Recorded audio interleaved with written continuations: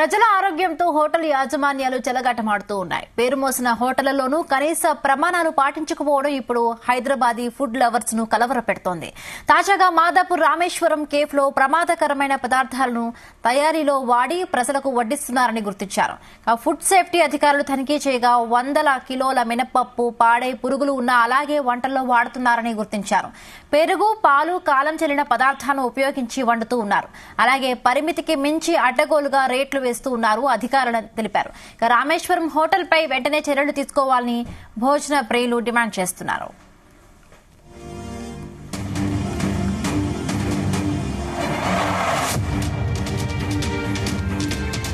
దీనికి సంబంధించి మరిన్ని పూర్తి అప్డేట్స్ మా క్రైమ్ బ్యూరో చీఫ్ రవితేజ అందిస్తారు. రవితేజ, రామేశ్వరం కేఫ్ పై ఫుడ్ అండ్ సేఫ్టీ అధికారులు ఎప్పుడు రైడ్ చేశారు? అక్కడ ఏవేవి కనుగొన్నారు అధికారులు?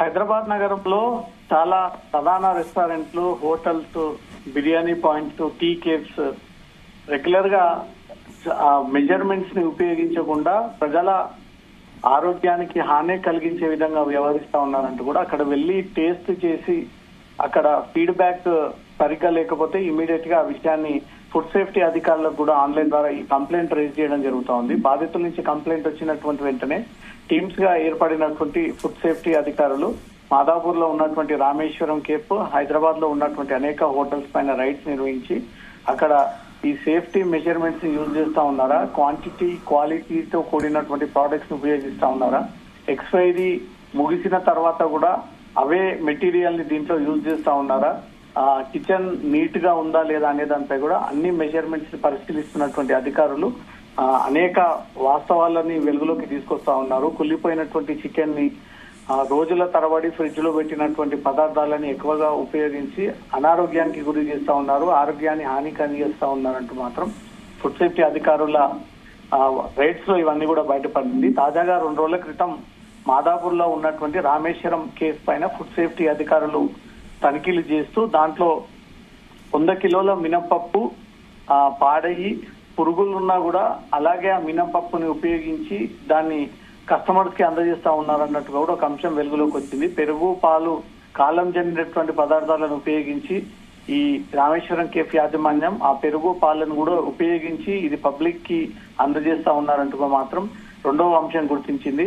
హోటల్లో పరిమితికి మించి అడ్డగోలుగా ఇష్టానుసారంగా ఈ రేట్లన్నీ కూడా వారంతల వాళ్ళు ఫిక్స్ చేసి జనాల నుంచి వీళ్ళు అధిక మొత్తంలో వసూలు చేస్తా ఉన్నారంటూ కూడా ఈ విషయం కూడా కనుగొనడం జరిగింది. సేఫ్టీ మెజర్మెంట్స్ ఉపయోగించుకోవడము, క్వాలిటీ క్వాంటిటీ యూజ్ చేయకపోవడము, ఎంఆర్పి రేట్లు అనుకున్న దానికంటే ఎక్కువగా వీళ్ళు విక్రయాలు చేపడతా ఉన్నారంటూ కూడా అధికారుల విచారణలో, సోదాల్లో ఈ అంశం వెలుగులోకి వచ్చినటువంటి వెంటనే వారికి నోటీసులు జారీ చేసి ఇక ముందు భవిష్యత్తులో ఈ రకమైనటువంటి తప్పిదాలు జరిగితే మాత్రం రామేశ్వరం కేఫ్ ని పూర్తి స్థాయిలో సీజ్ చేయాల్సి వస్తుంది. కస్టమర్ల నుంచి అనేక ఫిర్యాదులు అందుతా ఉన్నాయి.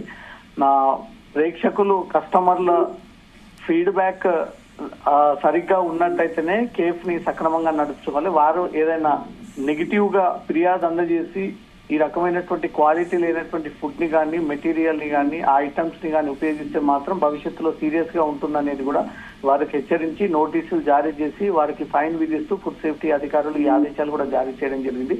ఎప్పటికప్పుడు కిచెన్ క్లీన్ గా మెయింటైన్ చేయడంతో పాటు అన్ని పదార్థాలు ఫ్రెష్ గా ఉండాలి. ఎక్స్పైరీ అయిపోయిన తర్వాత ఆ మెటీరియల్ అంతా కూడా బయటపడేయాలి. ఎక్కువ స్టోరేజ్ ఉంచకూడదు. నెలల తరబడి, రోజుల తరబడి నాన్ వెజ్ కానీ, వెజ్ ఐటమ్స్ ని కానీ ఫ్రిడ్జ్ లో పెట్టి దాన్ని యూజ్ చేసి ఎక్స్పైరీ అయిన తర్వాత అది కస్టమర్స్ కి అందజేసి ఎవరన్నా అనారోగ్యం పాలైతే మాత్రం పూర్తి స్థాయిలో బాధ్యత మీరే వహించాలి అన్నట్టుగా కూడా ఈ నోటీసులు అందజేసి హెచ్చరించి వారికి భారీగా ఫైన్ విధించినట్టుగా సమాచారం అందుతుంది. Right, thank you Raviteja, thanks for the updates.